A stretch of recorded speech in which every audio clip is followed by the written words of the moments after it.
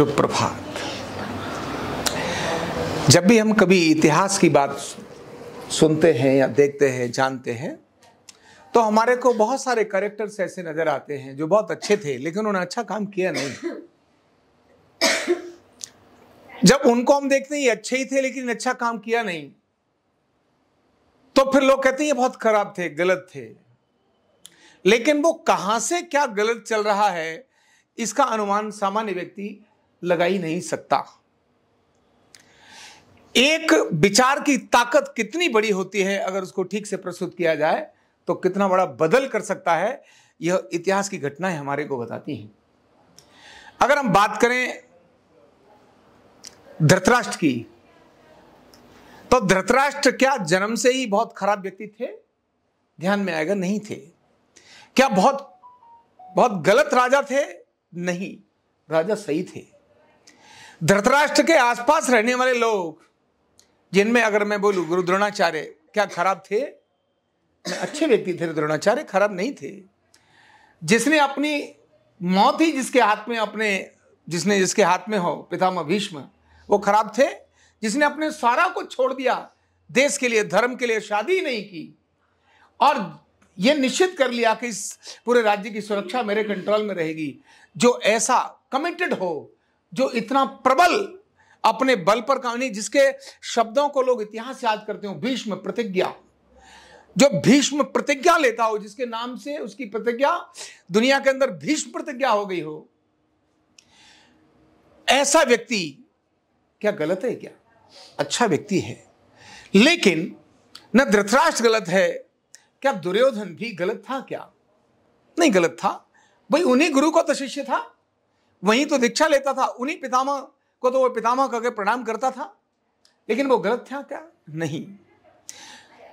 या पूरे तंत्र के अंदर देखी जाए तो एक शकुनी नाम की सोच ने धृतराष्ट्र जैसे प्रबल व्यक्ति को, मजबूत व्यक्ति को, आंखें न होने के बाद भी निर्णय करने की ताकत रखने वाले व्यक्ति को आंखों के साथ विवेक से भी अंधा बना दिया। यानी आंखों से अंधा तो था लेकिन विवेक से अंधा बना दिया केवल धृतराष्ट्र को। किसने? शकुनी की सोच ने।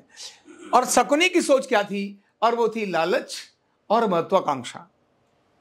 शकुनी ने केवल अपने मन में एक चीज सोची थी, मेरा भांजा या मेरा भांजा ही ऐसे होना चाहिए।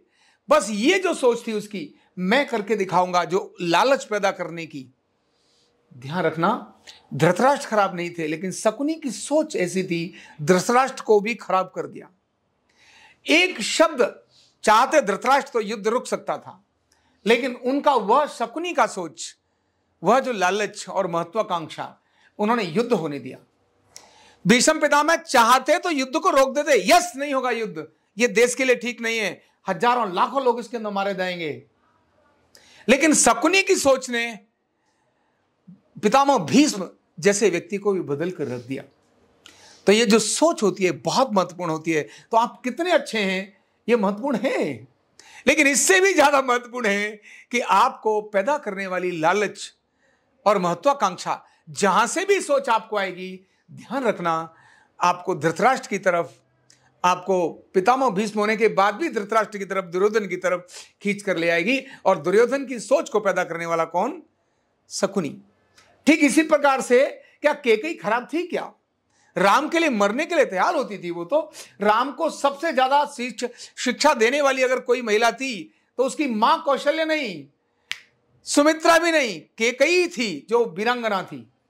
उसको कहती थी नहीं ऐसा ही होना चाहिए। जोश भरने वाली अगर कोई मां थी तो वो कैकेयी थी।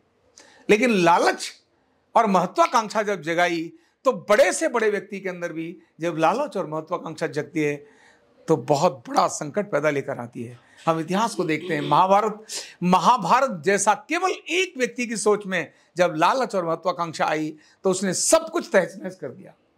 बड़े से बड़े लोग भी युद्ध के अंदर अपने प्रियजनों से मरने के लिए तैयार हो गए। यह रामायण भी इसी बात को कहती है और महाभारत भी इस बात को कहता है।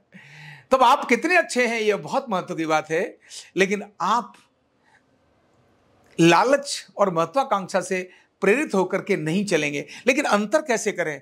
हर आदमी तो काम करता है, हर आदमी को तो पैसा चाहिए, हर आदमी को नाम भी चाहिए। अब इसको लालच से कैसे करूं? तो ध्यान रखना, जिस चीज का अंत दुख की तरफ लेके जाता हो, आपके अंदर क्रोध लाता हो, कहां से पता चलेगा आपको कि मेरे अंदर महत्वाकांक्षा जग गई? कहां से पता चलेगा आपको कि मेरे अंदर लालच जग गया? ये महत्वाकांक्षा और लालच आपकी शांति को खत्म करने का काम करते हैं, परिश्रम को नहीं। पराकाष्ठा तो परिश्रम की होनी चाहिए, दोनों ही करते हैं। लेकिन जब भी लालच जगेगा, आपके अंदर की शांति खत्म हो जाएगी। जब भी महत्वाकांक्षा जगेगी, आपके अंदर की शांति खत्म हो जाएगी। तो जहां भी आपके अंदर की शांति और खत्म हो रही हो, जहां आपके अंदर क्रोध आ रहा हो, जहां आपके अंदर ब्लेमिंग आ रही हो, आपका फोकस काम की जगह पर दूसरी तरफ जा रहा हो, ध्यान रखना, आपके विचार कहीं ना कहीं शकुनी के विचारों की तरफ जा रहे हैं। और यह करने वाला कभी कोई दूर का व्यक्ति नहीं होता। यह करने वाला यानी केकई के दिमाग को खराब कोई दूर की महिला नहीं कर सकती थी। जो उसकी अपनी पर्सनल थी, जिससे वो रोज बात करती थी, वही खराब कर सकता है। धृतराष्ट्र की मति को, युधिष्ठिर की, उसकी दुर्योधन की मति को कोई और खराब नहीं कर सकता था। अगर कोई खराब कर सकता था तो उसका अपना खास ही कर सकता था। तो जो आपका नजदीक, जो आपका खास है, वही आपकी सोच में परिवर्तन कर सकता है। इसीलिए ऑब्जर्वेशन ऑलवेज, क्योंकि दोनों की परिणति अलग होती है। लालच की परिणति हमेशा दुख और कष्ट में होती है, और लालच से विपरीत प्रगति की जो परिणति है वो आनंद में आती है। तो मेहनत करते करते भी आनंद आता है, मेहनत करते करते पसीने छूट रहे हैं, लेकिन वाह मजा आ गया साहब। और जहां पसीने सोचने से छूटे, समझना वहां लालच और महत्वाकांक्षा आ गई। पसीने छूटने खराब नहीं, लेकिन सोचने से छूटे तब समझना महत्वाकांक्षा आ गई। और पराक्रम से छूटे तब महत्वाकांक्षा आपको टच भी नहीं कर सकती। तो परिश्रम निश्चित करना है, लेकिन सोच को हमेशा ध्यान में रखना है। अच्छे को अच्छा बनाए रखने के लिए, अपने अंदर की शांति को बनाए रखने के लिए अपना ऑब्जर्वेशन ही जरूरी है। जब आपका अपना ऑब्जर्वेशन होगा, तब आपको शकुनी होने के बाद भी, दुर्योधन भी था और युधिष्ठिर भी तो था ना, वो भी तो उसका मामा ही था ना, लेकिन युधिष्ठिर पर उसका कोई फर्क नहीं पड़ा। सब कुछ गंवाने के बाद भी युधिष्ठिर क्या थे? हैप्पी थे, खुश थे।